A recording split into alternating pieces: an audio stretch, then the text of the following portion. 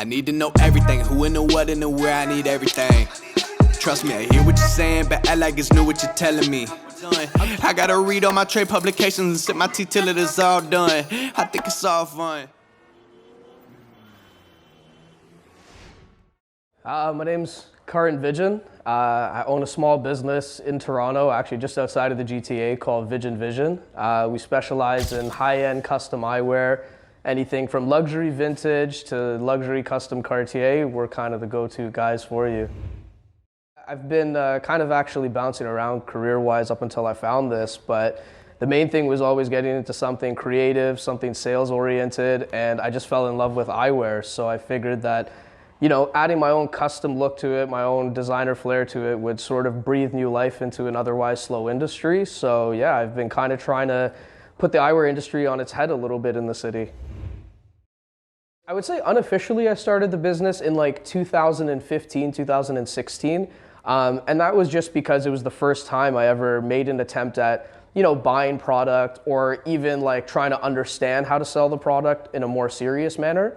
And then things got really like busy and really kind of took off for us, I'd say in like 2018, 2019. No, actually. The very first like business venture I actually had was, actually I wouldn't even really call it a venture, but I used to buy and flip sneakers, cell phones, limited edition clothing when I was like in grade 8, grade 9, grade 10. So that was kind of like my first feel at like entrepreneurship. And then first time I ever really incorporated a company, my cousins and I, we built a company called Dapper Boulevard. It was just an online e-commerce for like men's accessories, bracelets, ties, and that failed so quickly. So, you know, I'd like to think I learned a couple things from it.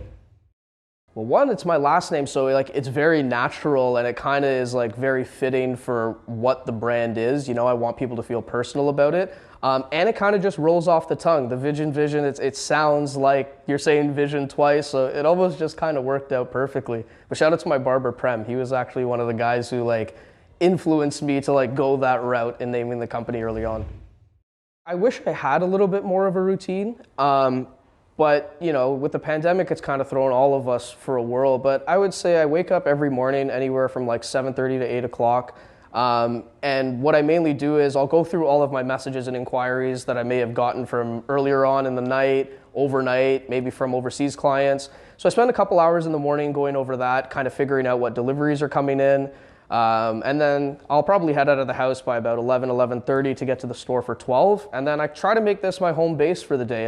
So for any of my customers that are coming in, try to get repairs done out of the way first, and then really just dedicate a big portion of my time also just kind of creating content for the product and, you know, marketing the product and getting people to come in the store and stuff like that. Minimum like 80 hours a week, 90 hours a week. Maybe it's more, I don't really keep track of it, but yeah, man, that's 80 hours plus without a doubt. I mean, I'd say early on the adversities that we kind of faced was, one is how do you find customers for such a niche product, right? It's very difficult to do in an industry as well where people are so kind of consumed by normality and by prices. It's hard to introduce something that sort of challenges that mindset. So I would say early on, it was really just how do you acquire customers? How do you make people understand a product that they didn't otherwise understand or wouldn't otherwise have it explained to them? That, and it's an expensive industry to get into. So it's about having, you know, the funds in order, you know, putting that together, and yeah, I'd say those are the hardest. It's definitely not your average eyewear. So the best way I could put it is it's luxury designer eyewear with a custom twist to it. We mainly specialize in frames that have been sourced from all over the world, very different time periods. So we have a vintage collection that will stem from anywhere from the 1970s to the 1990s. Very cool brands like Versace, Old Chanel and stuff, and we get to put our own fresh flavor on it. But then we also deal with another side of it where it's custom Cartier. And Cartier is a type of company where you can then add even more sort of creative flavor to what you're doing, what you're designing. Kind of like what I'm wearing right now. You can put cuts in your lenses and do a bunch of cool stuff. So I would say that kind of encompasses the product line that we deal with, mainly artisanal and niche eyewear, luxury eyewear. Yeah. I would say that the target group that I'm aiming for is a very fashion forward kind of group, or a fashion forward type of person. A person who isn't really afraid to be a little bit more bold with, maybe their daily style choices. Glasses oftentimes are referred to as jewelry for your face, and in a sense, you can tuck a chain away, you can hide a watch, but when you're wearing your glasses, it's on your face and it's for everybody to see. So the styles that we have are much louder, they're much more out there, they're a little bit more bold. So for the people who I am targeting, I want them to be comfortable. I want them to be able to use these glasses to sort of show an extension of their personality.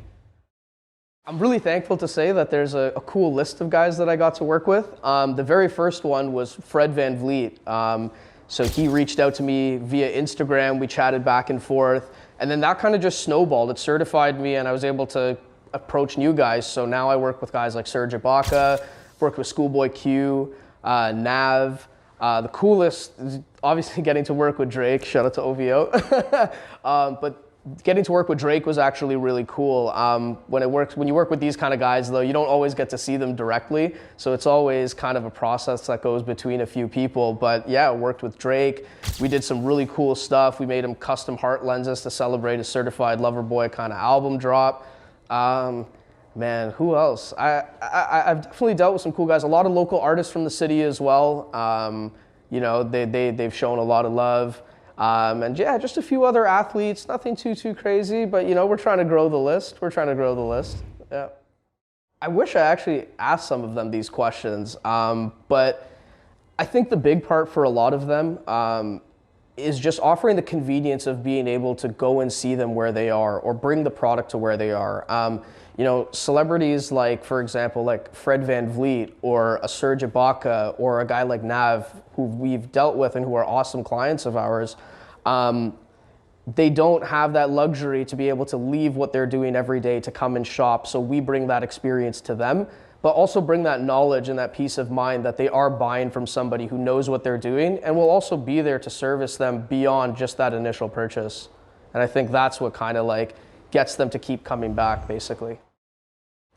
So it definitely always ranges, but I think like currently in our inventory, the most expensive piece, it's going to be one of the similar to the one I'm wearing right now. It's a very limited edition two-tone tulip wood. So it essentially presses different colors together and probably at like $4,000, $4,500 for something like that. Yep. I have one coming back that's really cool. We put diamonds in some of our glasses, so that one's going to be about $10,000, $15,000 when it comes back. Most people actually think that like I would gravitate towards like Cartier right away, but I would have to say like my favorite to wear every day is vintage Hilton. Mainly just because the designs are so like out there, they're very eccentric, very detailed, and it's just not something that you see everybody wearing, so it kind of like causes it to be a conversation piece, for sure.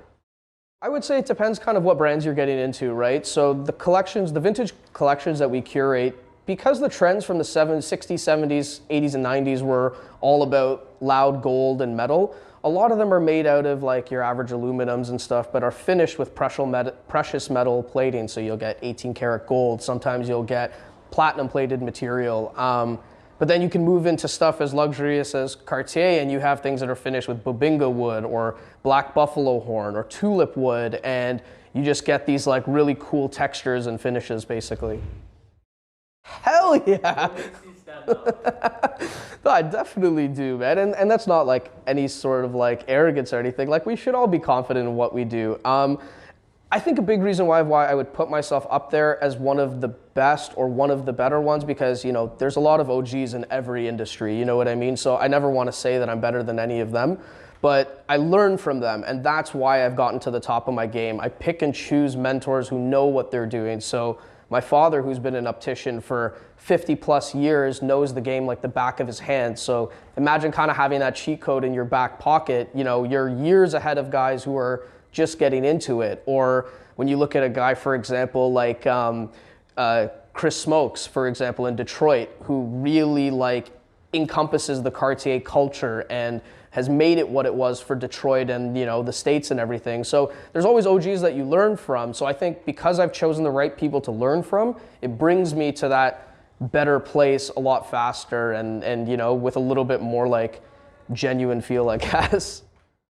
So we have our e-commerce website, so that's www.vijanvision.com, VIJANvision.com.